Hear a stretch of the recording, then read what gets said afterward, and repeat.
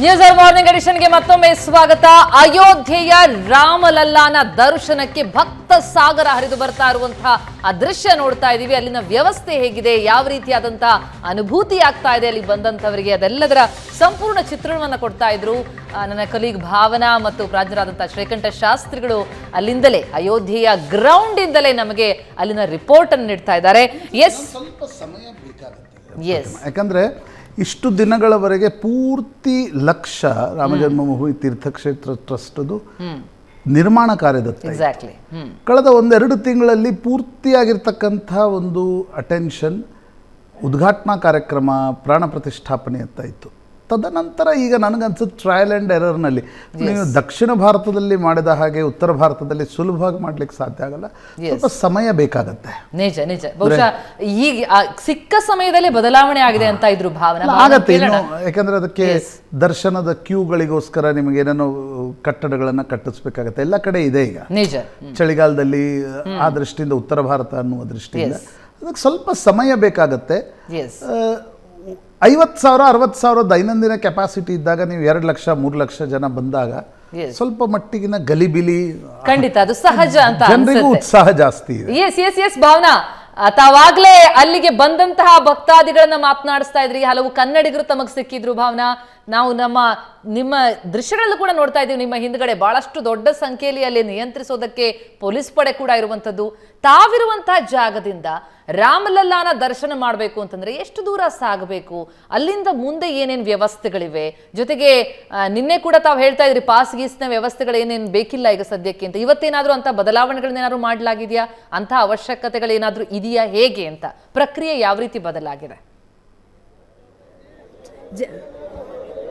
ಪ್ರತಿಮಾ, pass ವ್ಯವಸ್ಥೆ ಮಾಡೋದಕ್ಕೆ ಈಗ ಸದ್ಯಕ್ಕೆ ಸಾಧ್ಯನೇ ಇಲ್ಲ ಅಂತ ನನಗನ್ನಿಸ್ತಾ ಇದೆ. ಯಾಕೆಂದ್ರೆ ಅಷ್ಟು ಲಕ್ಷಾಂತರ ಜನ ಬರ್ತಾ ಇರೋದ್ರಿಂದ ಆನ್ಲೈನ್ನಲ್ಲಿ ಪಾಸ್ಗಳನ್ನು ವ್ಯವಸ್ಥೆ ಮಾಡ್ಕೊಳ್ಳೋದು ಅಥವಾ ಇಲ್ಲೆಲ್ಲೋ ಒಂದು ಕೇಂದ್ರದಿಂದ ಪಾಸ್ ತಗೊಳ್ಳೋದು ಐ ಥಿಂಕ್ ಪ್ರೆಸೆಂಟ್ಲಿ ತುಂಬ ಕಷ್ಟ ಆಗತ್ತೆ ಇಲ್ಲಿನ ಆಡಳಿತ ವರ್ಗಕ್ಕೂ ಕೂಡ. ಹಾಗಾಗಿ ಯಾವ ಪಾಸ್ನೂ ಬೇಕಾಗಿಲ್ಲ, ಯಾವ ಪಾಸು ಬೇಕಾಗಿಲ್ಲ ಅಯೋಧ್ಯೆಯಲ್ಲಿ ರಾಮಲಲ್ಲಾನ ದರ್ಶನ ಪಡ್ಕೋಬೇಕು ಅಂದ್ರೆ. ಆದರೆ ಒಂದು ಭಕ್ತಿ ಹೊಂದಿರಬೇಕು, ಚಳಿ ತಡ್ಕೊಳ್ಳೋ ಶಕ್ತಿ ಹೊಂದಿರಬೇಕು, ಎರಡೇ ಸಾಕು ರಾಮಲಲ್ಲಾ ದರ್ಶನ ಪಡೆಯೋದು. ಈಗ ನೀವು ನೋಡ್ತಾ ಇರೋದು ಎಂಟ್ರೆನ್ಸ್. ನಿನ್ನೆ ಹೂವಿನ ಅಲಂಕಾರದಿಂದ ಇಲ್ಲಿ ತುಂಬಾ ಡೆಕೋರೇಟಿವ್ ಆಗಿ ಒಂದು ಇದನ್ನ ನಿಲ್ಸಿದ್ರು. ಆದ್ರೆ ಅದಾದ ಮೇಲೆ ಮುಂದಕ್ಕೆ ಸಾಕ್ತಾ ಸಾಕ್ತಾ ಅಲ್ಲಿ ಸುಸ್ತಾದ್ರೆ ಕೂತ್ಕೊಳ್ಳೋದಕ್ಕೊಂದು ವ್ಯವಸ್ಥೆ ಇದೆ. ಪ್ರತಿಮಾ, ಮಂಜು ಕವದಿರೋದ್ರಿಂದ ಬಹುಶಃ ನಿಮ್ಗೆ ಅದು ನೋಡೋದಕ್ಕೆ ಸಾಧ್ಯ ಆಗ್ತಾ ಇಲ್ಲ. ಅಲ್ಲಿ ನೀವು ಈ ಗೇಟ್ ಇಂದ ಮುಂದಕ್ಕೆ ಸಾಕಿದಾಗ ಸುಸ್ತಾದ್ರೆ ಅಲ್ಲಿ ಕೂತ್ಕೊಳ್ಳೋದಕ್ಕೆ, ಯಾತ್ರಾರ್ಥಿಗಳಿಗೆ ಕೂತ್ಕೊಳ್ಳೋದಕ್ಕೆ ವ್ಯವಸ್ಥೆ ಇದೆ.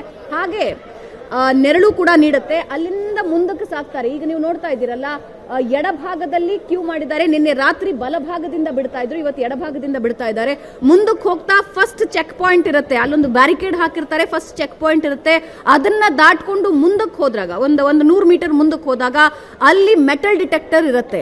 ಮೆಟಲ್ ಡಿಟೆಕ್ಟರ್ನ ದಾಟ್ಕೊಂಡು ಮುಂದಕ್ಕೆ ಸಾಗದಾಗ ಪರ್ಕೋಟ ಅಂದ್ರೆ ಪ್ರಾಂಗಣದ ಹೆಬ್ಬಾಗಿಲು ಎಂಟರ್ ಆಗ್ತೀವಿ. ಹೆಬ್ಬಾಗಿಲಿಂದ ಒಳಗೆ ಹೋಗ್ತಾ ಇದ್ದ ಹಾಗೆ ಭವ್ಯ ರಾಮ ಮಂದಿರದ ದರ್ಶನ ಆಗತ್ತೆ. ಮೆಟ್ಟಿಲುಗಳನ್ನ ಹತ್ಕೊಂಡು ಹೋಗ್ತಾ ಇದ್ದ ಹಾಗೆ ಮಂಟಪಗಳು ಸಿಗತ್ತೆ. 3 ಮಂಟಪಗಳನ್ನ ದಾಟಿ ಹೋದಾಗ ರಾಮಲಲ್ಲಾ ದರ್ಶನ ಆಗತ್ತೆ. ಆದ್ರೆ ಒಂದಂತೂ ಹೌದು, ಎಲ್ಲ ಕಡೆ ಈ ಅಯೋಧ್ಯದ ಸುತ್ತಮುತ್ತ ಇರೋ ಪ್ರದೇಶಗಳಲ್ಲಿ ಜನ ಉಳಿದಿದ್ರು ಅನ್ನೋದು ಈಗಂತೂ ಅರ್ಥ ಆಗ್ತಾ ಇದೆ. ನಿನ್ನೆ 5 ಲಕ್ಷ ಜನ ಬಂದಿದ್ರು.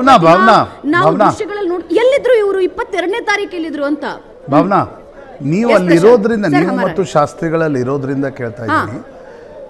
ಸಹಜವಾಗಿ ಮೊನ್ನೆ ಬೆಳಿಗ್ಗೆ ಮೂರ್ತಿಯ ದರ್ಶನ ಆದ ನಂತರ ಎಲ್ರಿಗೂ ಅನಿಸ್ತಾ ಇರ್ತಕ್ಕಂಥದ್ದು ಆದಷ್ಟು ಬೇಗ ಅಯೋಧ್ಯೆಗೆ ಹೋಗಬೇಕು ಅಂತಕ್ಕಂಥದ್ದು. ಮನೆಯಲ್ಲಿ ಕುಳಿತು ಟಿ ವಿ ನೋಡ್ತಾ ಇರ್ತಕ್ಕಂಥ ವೀಕ್ಷಕರಿಗೆ ಏನು ಹೇಳ್ತೀರಿ? ಅಂದರೆ ತಕ್ಷಣಕ್ಕೆ ಅಯೋಧ್ಯೆಗೆ ಬರೋದು ಅಂದರೆ ಆ ಮಟ್ಟದ ಜನಜಂಗುಳಿ ಇದ್ದಾಗ ಬರಬೇಕಾ ಅಥವಾ ಸ್ವಲ್ಪ ತಡ ಮಾಡಿ ಬರಬೇಕಾ? ಹೇಗೆ ವ್ಯವಸ್ಥೆ ಮಾಡ್ಕೊಳ್ಬೇಕು? ಯಾಕಂದರೆ ವಿಮಾನದಲ್ಲಿ ಹೋಗೋರು ವಿಮಾನದಲ್ಲಿ ಹೋಗ್ತಾರೆ, ನೇರವಾಗಿ ಹೋಗಿ ಇಳಿತಾರೆ. ಅಲ್ಲಿ ವಸತಿಗೆ ವ್ಯವಸ್ಥೆ ಉಂಟಾ ಅಥವಾ ಟೆಂಟ್ ಸಿಟಿಯಲ್ಲೇ ಇರಬೇಕಾ? ಟಿಪ್ಸ್ ಫಾರ್ ಯಾತ್ರಾರ್ಥಿ ಅಂತ ಕೇಳೋದಾದ್ರೆ ಇಬ್ಬರನ್ನು. ಪ್ರಶಾಂತ್, ಈಗ ನಾನು ಹೇಳೋದಾದ್ರೆ ಇಲ್ಲಿ ನಿಂತು ನೋಡ್ತಾ ಇರೋದಾದ್ರೆ ಒಂದು ಚೂರು ನಿಧಾನಿಸಿ ಅಂತಾನೆ ನಾನು ಹೇಳ್ತೀನಿ. ಯಾಕಂದ್ರೆ ಈಗ ಆಲ್ರೆಡಿ ಜನ ಬರ್ತಾ ಇದ್ದಾರೆ ಪ್ರಶಾಂತ್. ಇಷ್ಟು ದೊಡ್ಡ ಸಂಖ್ಯೆಯ ಜನರನ್ನ ತಡೆದುಕೊಳ್ಳೋದಕ್ಕೆ ಅಯೋಧ್ಯ ಕಷ್ಟ ಪಡ್ತಾ ಇದೆ. ನಿನ್ನೆ ರಾತ್ರಿ ನಾವು 7 ಗಂಟೆಗೆ ಹೋಟೆಲಿಗೆ ಹೋಗಿದ್ವಿ, ಅಲ್ಲಿ ಊಟದ ವ್ಯವಸ್ಥೆ ಇಲ್ಲ ಮೇಡಮ್. ಬೆಳಗ್ಗೆಯಿಂದ 4 ಲಕ್ಷ 5 ಲಕ್ಷ ಜನ ಬಂದಿದ್ದಾರೆ ಮೇಡಮ್, ನಾವು ಬೇಯಿಸ್ತಾನೆ ಇದ್ದೀವಿ, ಈಗೇನು ಇಲ್ಲ. ಹಂಗಿದೆ ಹೋಟೆಲ್ಗಳ ವ್ಯವಸ್ಥೆ ಕೂಡ. ಆಮೇಲೆ ಇಲ್ಲಿ ಉಳ್ಕೊಳ್ಳೋದಕ್ಕೆ ಬಹಳಷ್ಟು ಗೆಸ್ಟ್ ಹೌಸ್ಗಳು ಶುರುವಾಗಿವೆ ಪ್ರಶಾಂತ್. ಅದು ಯಾವ ರೀತಿಯಲ್ಲೂ ಸಾಕಾಗೋದಿಲ್ಲ ಇಲ್ಲಿ ಬರ್ತಾ ಇರೋ ಜನರಿಗೆ. ಆದ್ರೆ ನೀವೀಗ ನೋಡ್ತಾ ಇದ್ದೀರಲ್ಲ, ಈ ಕ್ಯೂ ಇದೆಯಲ್ಲ, ಇದು ಬರೀ ಅಯೋಧ್ಯದಲ್ಲಿ ಉಳಿದಿರೋರ ಕ್ಯೂ ಅಲ್ಲ. ಅಯೋಧ್ಯ ಸುತ್ತಮುತ್ತ ಇರೋ ಊರುಗಳಲ್ಲೂ ಉಳ್ಕೊಂಡಿದ್ದಾರೆ, 15-20 ಕಿಲೋಮೀಟರ್ಗಳ ದೂರದಲ್ಲಿ ಉಳ್ಕೊಂಡಿದ್ದಾರೆ. ಬೆಳಗ್ಗೆನೆ ಟ್ರೈನ್ಗಳಿಂದ ಬರ್ತಾ ಇರೋ ಜನ ಇದ್ದಾರೆ. ನಾನು ಬಹಳಷ್ಟು ಜನರನ್ನ ನೋಡ್ತಾ ಇದ್ದೆ, ವೀಲ್ ಚೇರ್ ನಲ್ಲಿ ಬರ್ತಾ ಇದ್ದಾರೆ. ನಡೆಯೋದಕ್ಕೆ ಸಾಧ್ಯ ಆಗದೆ ಇರೋರು ಕೂಡ ಕೋಲಿನ ಸಪೋರ್ಟ್ ತಗೊಂಡು ಬರ್ತಾ ಇದ್ದಾರೆ. ವಯೋವೃದ್ಧರು ಬರ್ತಾ ಇದ್ದಾರೆ, ಬರಿಗಾಲಲ್ಲಿ ಬರ್ತಾ ಇದ್ದಾರೆ. ಇಲ್ಲಿ ನೋಡ್ತಾ ಇರೋರ ಗಮನಕ್ಕೆ ನಾನು ಹೇಳೋದಾದ್ರೆ ಒಂದು ಸ್ವಲ್ಪ ನಿಧಾನಿಸಿ, ಒಂದು ತಿಂಗಳು ಬಿಟ್ಟು ಬಂದ್ರೆ ವ್ಯವಸ್ಥೆ ಇನ್ನೂ ಚೆನ್ನಾಗಾಗತ್ತೆ. ಇಲ್ಲಿನ ಸಿಬ್ಬಂದಿಗಳಿಗೂ ವ್ಯವಸ್ಥೆ ಮಾಡ್ಕೊಳ್ಳೋದಕ್ಕೆ ಸಮಯ ಆಗತ್ತೆ. ಊಟ ವ್ಯವಸ್ಥೆ ಯಾವ ರೀತಿ ಮಾಡಬೇಕು ಅಂತ ಇಲ್ಲಿನ ವ್ಯಾಪಾರೋದ್ಯಮಿಗಳಿಗೂ ಅರ್ಥ ಆಗತ್ತೆ. ಎಸ್ ಭಾವನಾ, ಹಾಗೇನೆ ಶ್ರೀಕಂಠ ಶಾಸ್ತ್ರಿಗಳು ಕೂಡ ಇರುವಂತದ್ದು. ಶಾಸ್ತ್ರಿಗಳೇ, ಅಲ್ಲಿನ ದರ್ಶನ ಭಾಗ್ಯ ಲಭ್ಯವಾದಂತಹ ಭಕ್ತಾದಿಗಳು ಹೇಳ್ತಾ ಇರುವಂತದ್ದು ಏನು? ಮತ್ತೆ ಬರ್ತೀವಿ ಅಂತಿದಾರಾ?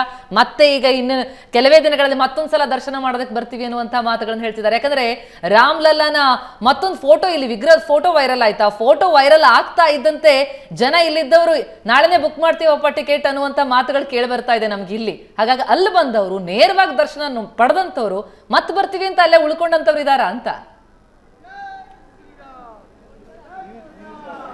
ಹೌದು, ಸಹಜ ಅಲ್ವಾ? ರಾಮರನ್ನ ನೋಡಿದ ಕೂಡಲೇ ಮತ್ತೊಂದ್ಸಲ ಇನ್ನಷ್ಟು ಬೇಕೆನ್ನ ಹೃದಯಕ್ಕೆ ರಾಮ ಇದೆಯಲ್ಲ ಹಾಡು, ಇಲ್ಲಿಯೇ ನೋಡಿದ ತಕ್ಷಣ ಅನ್ಸುತ್ತೆ ನಮಗೆ ಮತ್ತಷ್ಟು ಸಲ ಮತ್ತೊಮ್ಮೆ ದರ್ಶನ ಮಾಡಬೇಕು ಅಂತ. ಆ ರೀತಿಯಲ್ಲಿ ಜನ ಬರ್ತಾ ಇದ್ದಾರೆ. ಬರೋರು ಬಹಳ ಎಚ್ಚರಿಕೆ ತಗೊಂಡ್ರಂದ್ರೆ ಮುಂಗಡ ಬುಕ್ ಮಾಡಿಕೊಂಡು ಬರೋದು ತುಂಬಾ ಒಳ್ಳೆಯದು. ಮತ್ತು ಇಲ್ಲಿ ಉಳ್ಕೊಳ್ಳೋ ವ್ಯವಸ್ಥೆಗಳಿಗೆ ಲಾಡ್ಜ್ಗಳು ತಯಾರಿ ಆಗಿದೆ. ಸಾಕಷ್ಟು ಬೇರೆ ಬೇರೆ ಹೊಸ ಧರ್ಮಶಾಲೆಗಳು ಉಂಟು ಅಲ್ಲಿ, ವ್ಯವಸ್ಥೆಗಳು ಮಾಡ್ತಾ ಇದ್ದಾರೆ. ಆದರೆ ಸಾಲದು. ಶಾಸ್ತ್ರಿಗಳೇ, ಕಾಶಿ ಮಥುರೆಯಲ್ಲಿ ಸಾಕಷ್ಟು, ಗಯಾದಲ್ಲಿ ಹೇಗೆ ಧರ್ಮಶಾಲೆಗಳು ಉಂಟು, ಅಲ್ಲಿ ಧರ್ಮಶಾಲೆಗಳು ಉಂಟ? ಧರ್ಮಶಾಲೆಗಳಿದ್ದಾವೆ. ಅದನ್ನು ವ್ಯವಸ್ಥಿತವಾಗಿ ಮಾಡಿದ್ದಾರೆ. ಯಾರೇ ಬಂದರೂ ಅಲ್ಲಿ ಸಾಮೂಹಿಕವಾಗಿ ಉಳ್ಕೊಳ್ಳುವಂತಹ ವ್ಯವಸ್ಥೆಗಳು, ಅವರಿಗೆ ಊಟದ ವ್ಯವಸ್ಥೆಗಳನ್ನು ತುಂಬಾ ಚೆನ್ನಾಗಿ ಮಾಡಿದ್ದಾರೆ. ನಾನು ಈ ಸಂದರ್ಭದಲ್ಲಿ ಒಂದು ಪ್ರಶ್ನೆಯನ್ನು ನಾನು ನಿಮಗೆ ಕೇಳಲಿಕ್ಕೆ ಇಷ್ಟಪಡ್ತೀನಿ ಸರ್. ತಾವು ಈ ಮಂದಿರದ ಕಿಚ್ಚು ಹಚ್ಚಿದವರು ಅಂತ ಒಂದು ಆರ್ಟಿಕಲ್ ಬರೆದ್ರಿ. ತುಂಬಾ ಕಿಚ್ಚು, ಅದು ಸ್ಪಾರ್ಕ್, ತುಂಬಾ ಚೆನ್ನಾಗಿ ಒಳ್ಳೆಯ ಅಂಕಣ. ಈಗ ನಾನು ಅಂದ್ಕೊಳ್ತೀನಿ, ಮಂದಿರ ನಿರ್ಮಾಣವಾಯಿತು, ಒಬ್ಬ ಅನುಭವಿ ಪತ್ರಕರ್ತರಾಗಿ ಮುಂದೆ ಹೇಗೆ ಜನತೆ ಇದನ್ನ ಸ್ವೀಕರಿಸಬೇಕು, ಹೇಗೆ ಈ ನಂದಾದೀಪವನ್ನು ಉಳಿಸ್ಕೊಳ್ಬೇಕು ಅಂತ ಅಂತೀರಾ ಸರ್ ತಾವು? ಶಾಸ್ತ್ರಿಗಳೇ, ನನಗನ್ಸುತ್ತೆ ನೋಡಿ, ಒಂದು 500 ವರ್ಷಗಳ ಹೋರಾಟದ ನಂತರ ಈ ಒಂದು ಮಂದಿರ ನಿರ್ಮಾಣ ಆಗಿದೆ.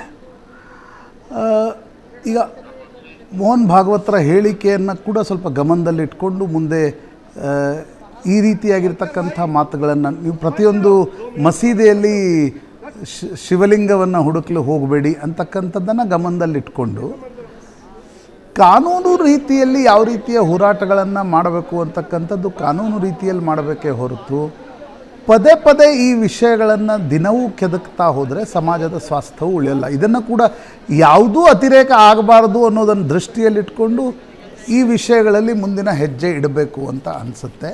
ಮತ್ತು ಒಂದು ಪ್ರಾಯಶಃ ಜಗತ್ತಿನ ಇತಿಹಾಸದಲ್ಲಿ ಈ ರೀತಿ 500 ವರ್ಷಗಳ ಹಿಂದೆ ಒಬ್ಬ ದಾಳಿಕೋರ ಬಂದು ಮಂದಿರವನ್ನು ಕೆಡವಿಯಲ್ಲಿ ಮಸೀದೆ ಕಟ್ಟಿದ ನಂತರ ಪ್ರಜಾಪ್ರಭುತ್ವದ ರೀತಿಯಲ್ಲಿ ಒಂದು ಕಡೆ ಹೋರಾಟ, ಇನ್ನೊಂದು ಕಡೆ ಕಾನೂನಿನ ಸುಪ್ರೀಂ ಕೋರ್ಟ್ನ ತೀರ್ಪಿನ ಮೂಲಕ ಮಂದಿರ ಕಟ್ಟಿರ್ತಕ್ಕಂಥ ಉದಾಹರಣೆಗಳು ಅತಿ ವಿರಳ ಅಂತ ಹೇಳ್ಬೋದು. ಆ ದೃಷ್ಟಿಯಲ್ಲಿ ಭಾರತದ ಒಂದು ಪುನರುತ್ಥಾನದ ಹಾದಿ ಇದು ಅಂತ ನಿಶ್ಚಿತವಾಗಿ ಅನಿಸುತ್ತೆ.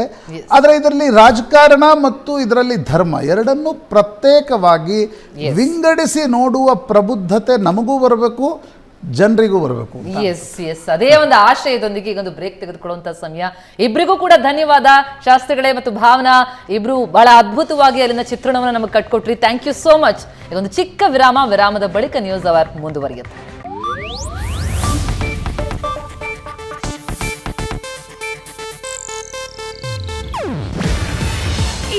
ಏಷ್ಯಾನೆಟ್ ನ್ಯೂಸ್ ನೆಟ್ವರ್ಕ್ ಪ್ರಸ್ತುತಿ.